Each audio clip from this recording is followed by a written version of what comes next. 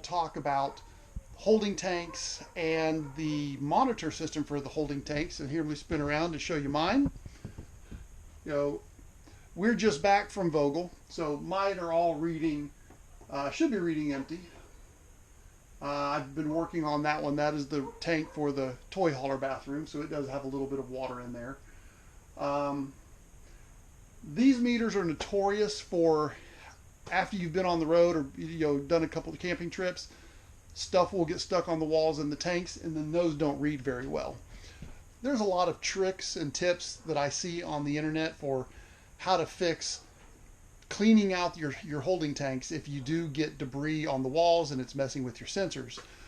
If you watch a lot of YouTube videos like we do, you hear a lot of these out there. Some people talk about dumping a bag of ice in the tanks before you head out for a trip with a little bit of water in there, and that'll slosh around and clean it out. I've done that. It works well. I've also heard of, and what I do is I go get one of the small bottles of fabric softener, and I'll dump that into my tank with, maybe fill it up a quarter of the way with water, and let that sit and slosh around when I'm driving. And then I let the tank fill up during use at the campground, and that fabric softener does seem to loosen up all the debris, and it comes out in the next flush. I've had luck with both of those, but a lot of people talk about when your tanks are getting full and your meter's not working, how do you tell? How can you know it's full? And I've always heard the toilet will burp. And I've always wondered, what the heck does it mean when the toilet will burp? Well, I got to find out on this trip.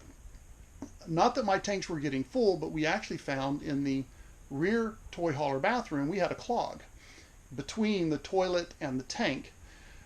And it was causing that pipe to fill up, and the water was backing up to the level of the toilet. And I noticed every time we would push the handle on the toilet to flush, a burst of air would come up, and it burped. So I've tried to, because I can recreate it, I've tried to recreate it, and so this is what it should look like.